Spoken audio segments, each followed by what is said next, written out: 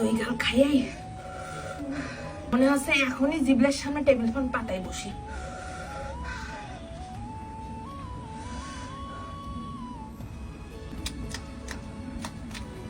এক বুন্ডি আবার কমেন্ট করিছে, ও মুরগির গোশের ভর্তাটা সেই লাগিছে, কিন্তু আমার মা আবার মুরগির গোশ খাতে চাই না, তুমি কি একটু গরুর গোশ দিয়ে বানাই দেখাবা? আমি আবার কাঁচা রাঁধুনি, যদি ভুল হয়ে যায় তুমি একটু দেখাই দিলি ভরসা পাইতাম, এই আর কি। তো দৌড়ই যায় আবার কয় পিস হাড় চর্বি ছাড়া গোশ কিনে নিয়ে আসলাম। মুরগির গোশের আশালা ভর্তা আর গরুর গোশের আশালা ভর্তা কিন্তু একরকম না। ফার্স্টেই ধুয়ে দিলাম খানিকটা নুন আর একটু একটু করে আদা বাটা রসুন বাটা, খানিকটা দিছে হলদির গুঁড়ো, ভালো করে মাখাই নিয়ে দিতে মনে চাচ্ছিল না, তারপরে দিলাম একটু শুকনো ঝালের গুঁড়ো।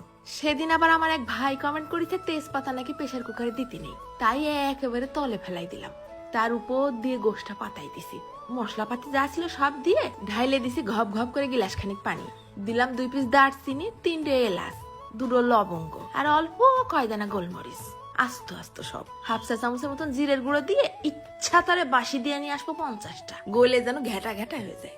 সিদ্ধ হতে লাগুক পাশের কড়াইতে সর্ষের তেলের মধ্যে ভাইজে নেই বস্তা খানিক শুকনো ঝাল, তারপরে একে একে দিয়ে দেবো মোট খানিক পেঁয়াজ কুচি আর বেশ খানিকটা রসুন কুচি, এগুলোরও ভাইজে একেবারে লাল লাল মুসমুসে করে তুলে রাখবো। মজা করে খাবা, একটু কষ্ট করবে না তাই হয়।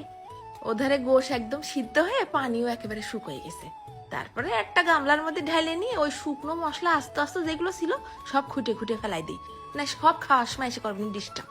তারপরে গোশটা একেবারে আশ আশ করে ছাড়াই নিছি, শুকনো ঝাল আবার হুদাই নরম হয়ে গেছে, ভাঙতিল না, তাই আবার খানিকটা নুন দিয়ে গুঁড়ো করে নিলাম, দিয়ে দিছি ওই ভাজা পেঁয়াজ রসুন, বেশ খানিকটা কাঁচা ঝাল কুচি, দরকার হয় কাঁচা আদায় লবণ মাখায় খাইয়ে শীত হয়ে পড়ে থাকবো, তারপরও গালের মধ্যে আজকে আগুন ধরাতে ছাড়বো না। দিয়ে দিলাম খানিকটা কাঁচা পেঁয়াজ, খানিকটা ধনেপাতা আর বেশ বড় সাইজের 1 পিস লেবুর রস, ভালো করে চটকায় চটকায় মাখায় মাখায় ঘপ ঘপ করে ঢেলে দিছে আরো খানিকটা সর্ষের তেল।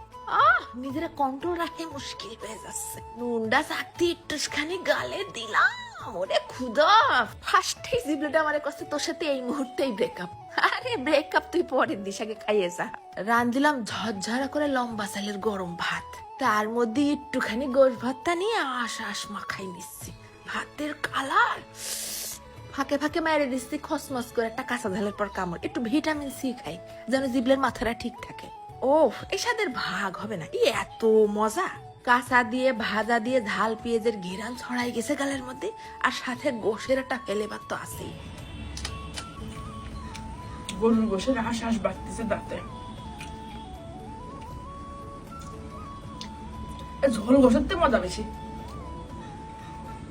এক মা খাতে চাইছে না বানিয়ে পারা যায়,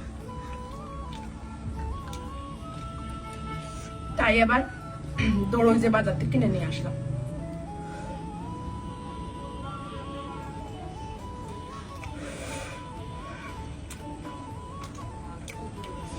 ভাত গরম আর ঝাল,